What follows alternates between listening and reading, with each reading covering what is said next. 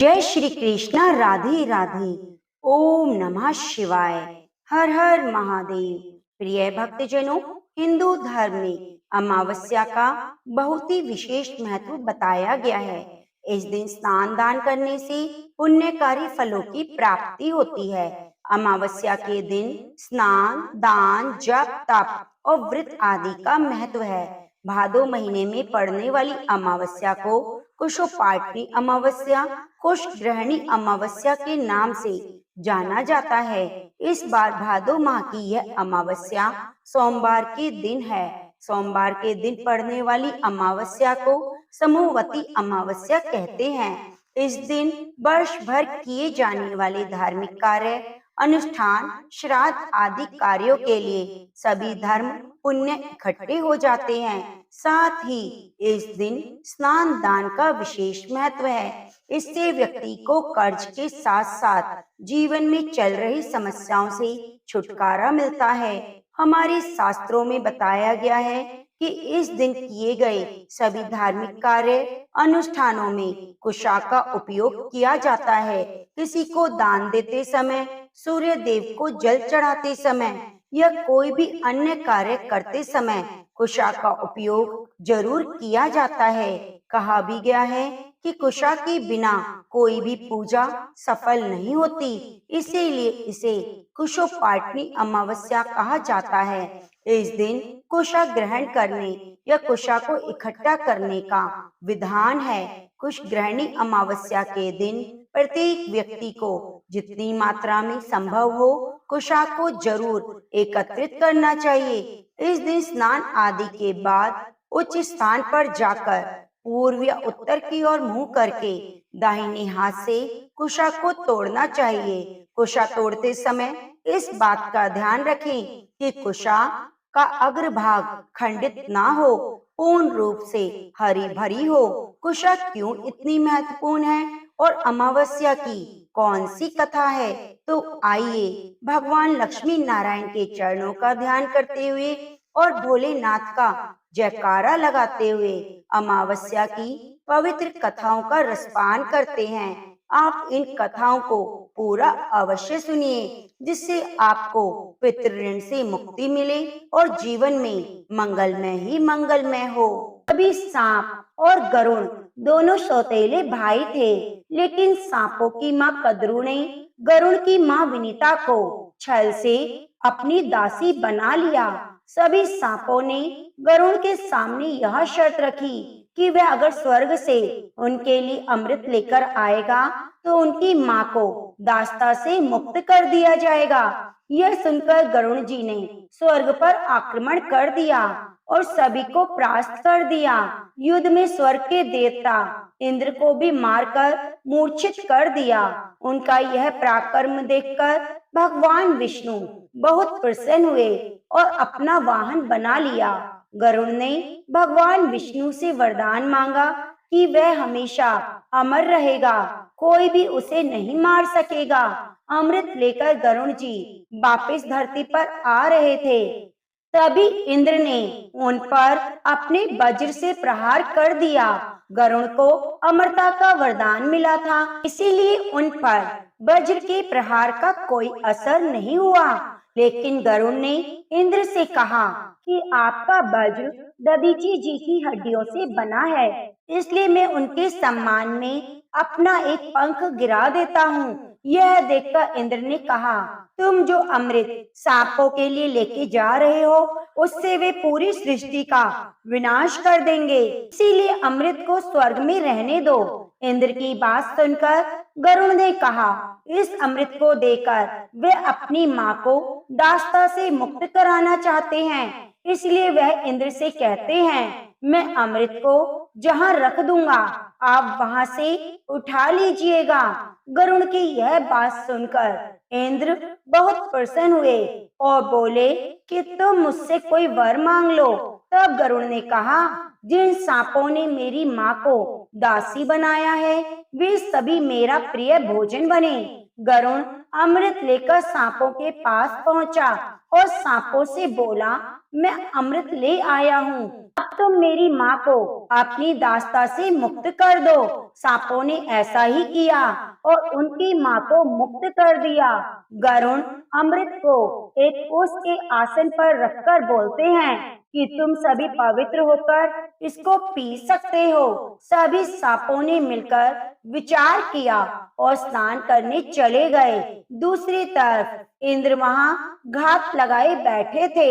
जैसे ही सभी सांप चले जाते हैं, इंद्र अमृत कलश लेकर स्वर्ग धाम को भाग जाते हैं। जब सांप वापस आए तो देखा अमृत कलश कुशा के आसन पर नहीं। उन्होंने सोचा, जिस तरह से हमने छल करके गरुड़ की माँ को दासी बनाया, उसी तरह हमारे साथ भी छल हुआ है। लेकिन उन्हें थोड़ी देर बाद ध्यान आता है कि अमृत इसी कुशा के आसन पर रखा हुआ था, तो हो सकता है अमृत की कुछ बूंदें गिरी हों। सभी सांप कुशा को अपनी जीभ से चाटने लगते हैं और जीभ कुशा के कारण बीच में से दो भागों में कट जाती है।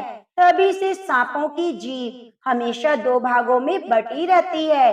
अमृत कलश के स्पर्श के बाद से कुशा को बहुत पवित्र माना जाता है। तो प्रेम से बोलिए लक्ष्मी नारायण भगवान की जय हो। प्रिय भक्तजनों, अब आइए मनोकामनाओं को पूरी करने वाली पिठोरी अमावस्या की कथा को सुनते हैं।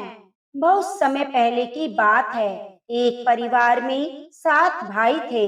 सभी का विवाह हो चुका था। सबके छोटे छोटे बच्चे थे। परिवार की सलामती के लिए सातों भाइयों की पत्नी पिठोरी अमावस्या का व्रत रखना चाहती थी। लेकिन जब पहले साल बड़े भाई की पत्नी ने व्रत रखा तो उनके बेटे की मृत्यु हो गई। दूसरे साल फिर एक और बेटे की मृत्यु हो गई।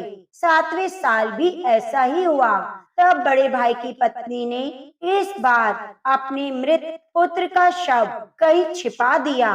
गांव की कुल देवी माँ पोले रम्मा उस समय गांव के लोगों की रक्षा के लिए पहरा दे रही थी। उन्होंने जब इस दुखी माँ को देखा तो वजह जाननी चाहिए। तब बड़े भाई की पत्नी ने सारा किस्सा देवी पोले रम्मा को सुनाया तो देवी को उस पर दया आ गई। देवी पोले रम्मा ने उस दुखी माँ से कहा कि वह उन सभी स्थानों पर हल्दी छिड़क दे जहाँ जहाँ उनके बेटों का अंतिम संस्कार हुआ है। तब बड़े भाई की पत्नी ने ऐसा ही किया। जब वह घर लौटी तो सातों पुत्र जीवित देख उसके खुशी का ठिकाना ना रहा। तभी से उस गांव की हर माता अपने संतान की लंबी उम्र की कामना से पिठोरी अमावस्या का व्रत करने लगी और ये कथा सुनने लगी। तो प्रेम से बोलिए गौरी शंकर भगवान की जय हो। पिठोरी अमावस्या की कथा के अनुसार माता पार्वती ने स्वर्ग के देवराज इंद्र की पत्नी को पिठोरी अमावस्या व्रत के महत्व के बारे में बताया था। माता पार्वती ने कहा था कि इस व्रत से बच्चों को सुख समृद्धि मिलती है, वे बहादुर बनते हैं। पिठोरी अमावस्या के दिन सप्त मातृका 7 दिव्य माताओं से मिलकर बनी है, जो शिव और शक्ति के द्वारा उत्पन्न हुई थी। इन सभी देवियों के नाम हैं ब्राह्मणी, वैष्णवी, महेश्वरी, कुमारी, बाराही, इंद्राणी और चामुंडी। भगवान शिव के द्वारा एक महान शक्ति योगेश्वरी को उत्पन्न किया गया था, जिन्हें 7 देवियों के बाद 8वां स्थान मिला। पिठोरी अमावस्या के दिन 64 योगिनियों एवं सप्त मातृका का पूजन किया जाता है और बड़े ही प्रसन्नचित मन से कथा को सुना जाता है, क्योंकि इसका फल भी अनंत है। एक नगर में एक राजा रहता था। उसके राज्य के लोग अपने परिवार के साथ सुखी जीवन व्यतीत करते थे। राजा की रानी बहुत ही धार्मिक विचारों वाली थी। राजा के महल के सामने एक साहूकार की हवेली थी। उस साहूकार की पत्नी से रानी की घनिष्ठ मित्रता थी। एक दिन हवेली से साहूकार की पत्नी के रोने और चिल्लाने की आवाज आई, जिसके बाद रानी ने कारण पूछा तो राजा ने बताया कि सेठ का पुत्र मर गया है। रानी हर दुख से वंचित थी, इसलिए वे राजा से पूछती है, ये दुख क्या होता है कि सेठ की पत्नी इतना रो रही है। इस पर राजा ने बताया, जब तुम्हारा बेटा मरेगा तब तुम्हें पता चलेगा। इसके बाद रानी ने अपने बेटे को नीचे फेंक दिया, लेकिन भगवान की कृपा से वह बच गया। रानी ने फिर पूछा, ये दुख क्या होता है? तब राजा ने कहा, जब पड़ोसी राज्य में युद्ध होता है और मैं भी उस युद्ध में अकेला जाऊंगा, तब तुम्हें मेरे मरने का समाचार मिलेगा, तब पता चलेगा। रानी अमावस्या का व्रत करती थी, जिसके कारण राजा भी युद्ध जीतकर वापस आ जाते हैं। इसके बाद राजा ने रानी से कहा कि हम गंगा माँ के दर्शन को जाएंगे, तब मैं वहाँ जाकर गंगा नदी में कूद जाऊंगा, तब तुम्हें पता चलेगा दुख क्या होता है। भगवान शंकर कैलाश पर बैठकर ये सब कुछ देख रहे थे। उन्होंने माता पार्वती से कहा, मैं तुम्हें सुखी आत्मा के दर्शन करवाता हूँ। इसके बाद भगवान शिव ने बकरे और माता पार्वती ने बकरी का रूप धारण किया। वह एक बावली के पास घास चढ़ने लगे। रानी ने उस बावली को देखा तो कहा, हम यही विश्राम करेंगे।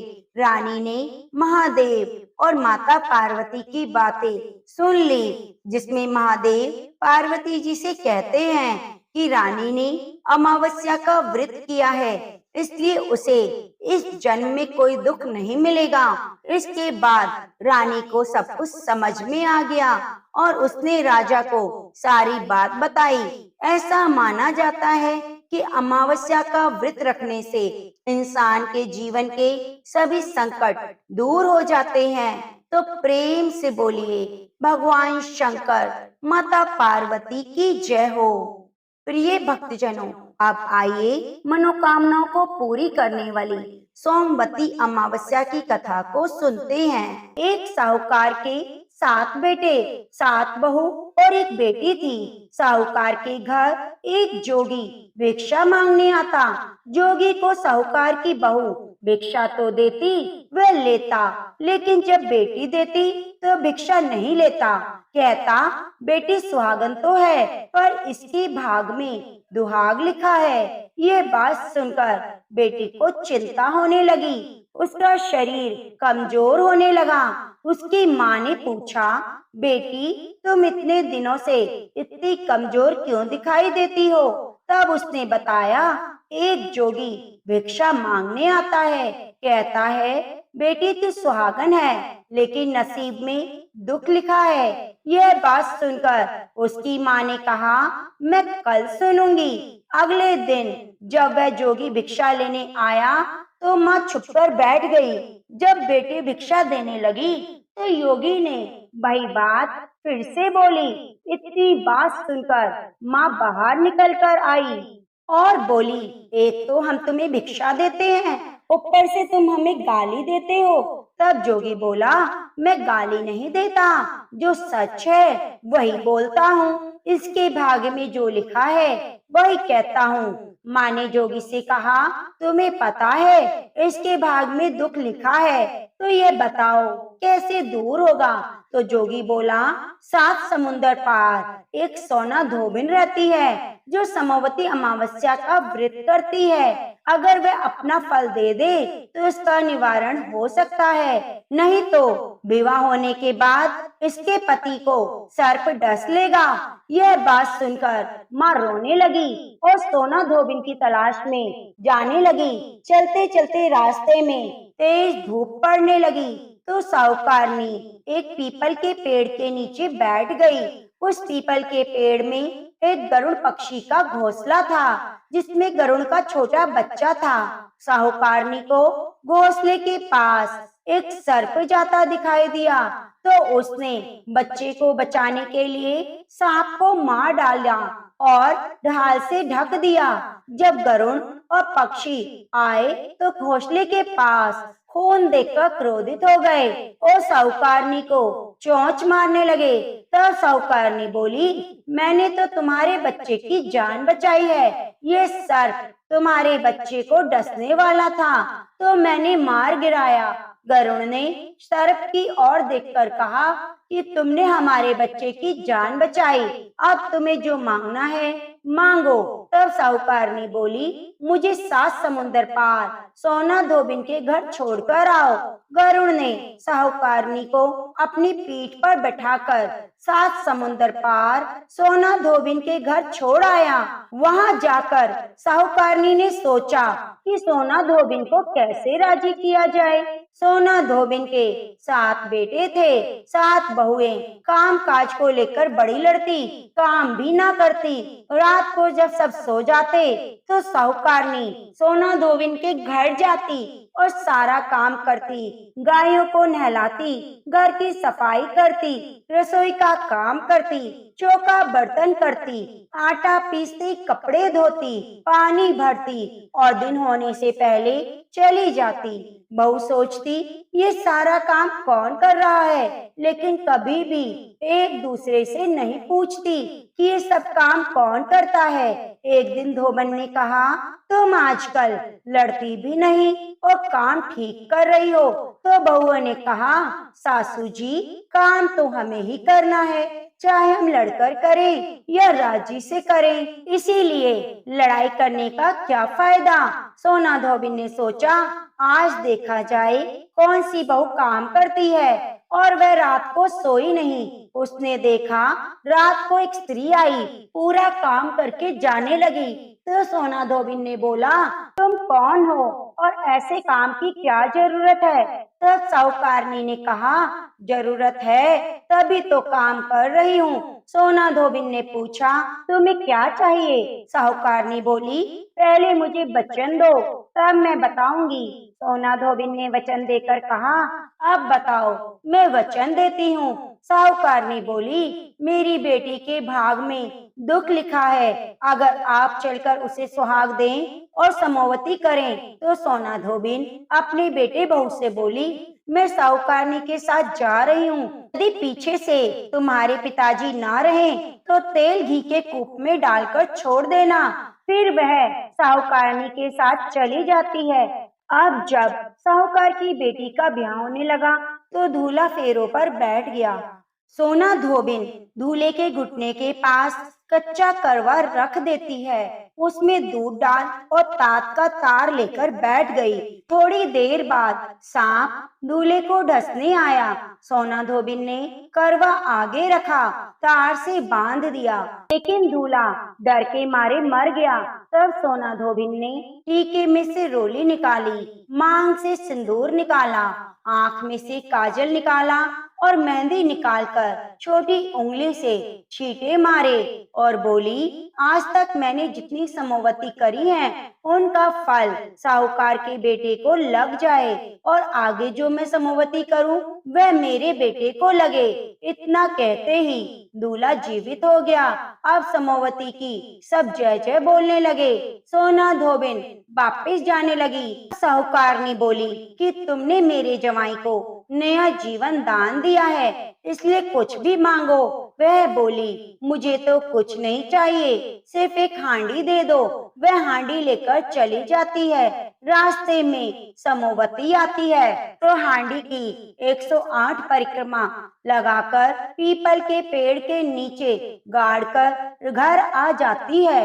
घर आकर देखती है उसका पति मरा हुआ है, तेल घी के कूप में पड़ा है।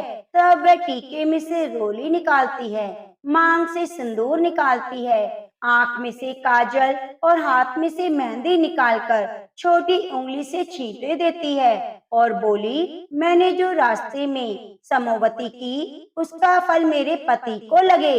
इतना कहते ही उसका पति उठकर बैठ गया।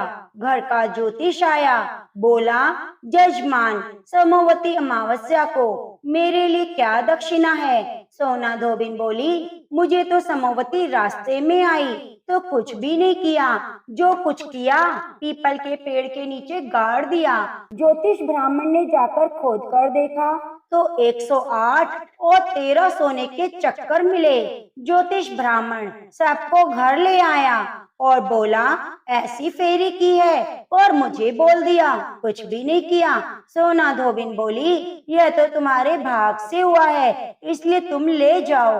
ब्राह्मण बोला, मेरा तो इसमें चौथी पाती है, बाकी आपका मन हो उसे दे दो। सारी नगरी में बोल दिया कि सब समवती अमावस्या का व्रत जरूर करें। हे समवती अमावस्या, जैसे साहूकार की बेटी को सुहाग दिया वैसे सबको देना। जैसे साहूकार के बेटे को लंबी आयु दी वैसे सबको देना। समवती अमावस्या की कहानी कहने सुनने वाले को देना, हामी भरने वाले को देना, पूरे परिवार को देना। तो प्रेम से बोलिए, शंकर पार्वती भगवान की जय हो। प्रिय भक्तजनों, आइए सुनते हैं लपसी तपसी की कथा।